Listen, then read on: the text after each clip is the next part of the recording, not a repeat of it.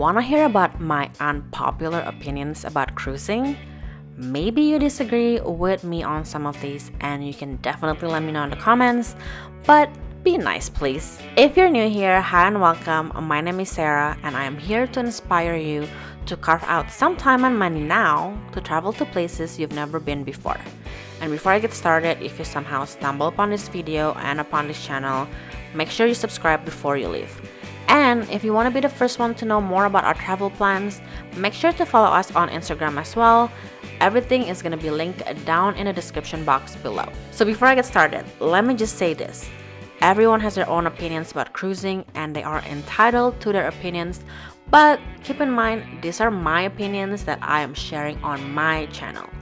I'm no mean an experienced cruiser. I've only been on 3 cruises so far, and I do have 2 cruises planned for 2022. But these are just a few things that I learned recently from my 2 cruises in 2021. Here we go. My first unpopular opinion about cruising is that I actually love getting on the ship a little bit after 12 p.m. I know the majority of people love to get on board really early so they can enjoy almost the full day on the ship on Embarkation Day, and I totally get that. But here are a couple reasons why I love getting on the ship a little bit later. First, I don't have to wake up super early in the morning on Embarkation Day. If I were to stay at a hotel near the port, I can take my time to go get breakfast and get ready without really being rushed in the morning. And you already know that Embarkation Day could be chaotic, could be tiring, so I think it's a good thing that I can get a little bit of a quiet morning if I choose not to get on the ship really early. Second, I love that if I get on a ship a little later, our cabin would already ready for us. So after completing our muster drill, we can just go to our cabin and drop everything off and start exploring the ship without all of our bag and luggage, or we could also choose to enjoy the sailaway from our own balcony. Let me know in the comments if you're like me and if you like to get on board a little later than usual. My next unpopular opinion is about a certain specialty dining on a certain cruise line. I have watched so many videos and reviews about Wonderland, which is a specialty dining venue on many Royal Caribbean ships, and to be honest, I'm just not interested in trying it out at all. I understand the concept of the restaurant, but I don't know if I would pay extra to try it out. I would just live, or I guess in this case eat, vicariously through other people's videos on YouTube. I want to hear from you. Have you tried Wonderland on Royal Caribbean ships? Did you like it? Would you go back to it at Wonderland again? Let me know in the comments. This next one might tickle some of my Disney fans, but I gotta be honest and say it. I'm not interested in trying out Remy either on Disney cruise ships. I've only watched a couple videos and read a couple really old blog posts, so maybe if you've been to Remy, you can convince me in the comments below. But I ate at Palo for brunch on our first Disney cruise, and it was such a great dining experience. I don't know if Remy can top it. Again, like I said, if you've been to Remy, convince me in the comments below. I think for Palo brunch, we paid about $45 a person, and we could choose whatever we wanted from the menu. We also got a nice champagne for our brunch, and our waitress was also super amazing. When we go back on a Disney cruise in 2023, I would definitely eat brunch at Palo again. I'll think about going to Remy in the meantime, but maybe we can just do the dessert experience because that actually sounds pretty good to me.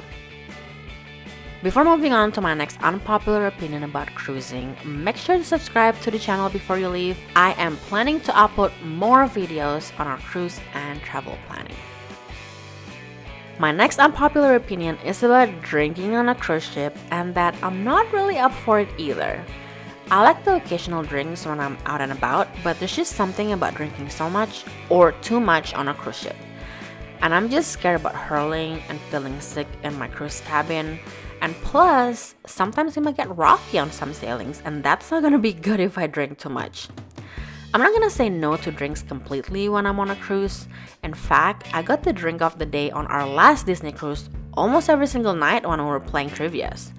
I'm just not up for, I guess, getting the drink package and drinking all the time to make it worth it. But maybe if we have a lot of friends cruising with us, that could be a different story. Last but not least, my unpopular opinion is that I like to splurge on our cruise cabin. If I turn into full-time cruise vloggers and I get to cruise all the time, I probably won't be able to afford a balcony or a nicer cabin all of the time. But since I cruise probably once or twice a year, I don't mind splurging a little bit on a cruise cabin or just on a cruise in general. It doesn't have to be a balcony cabin because I actually found this split layout ocean view cabin on the Disney Dream and I decided to get that instead of the balcony cabin. And I guess piggybacking on splurging for a cruise cabin, like I mentioned before, I also don't mind splurging on a more expensive cruise line like Disney. Of course, I know you can get better sailing and better itineraries with other cruise lines, but I'm a little bit of a Disney fan. And Ricky loves everything about Marvel. So I don't mind if once every other year we get to go on a Disney cruise and splurge a little. Now I want to hear from you. Have you cruised with Disney Cruise Line? Let me know in the comment which ship you like the best. Anyways, that concludes today's video on my unpopular opinions about cruising. Let me know in the comments if you feel the same way or maybe a different way about some of these opinions.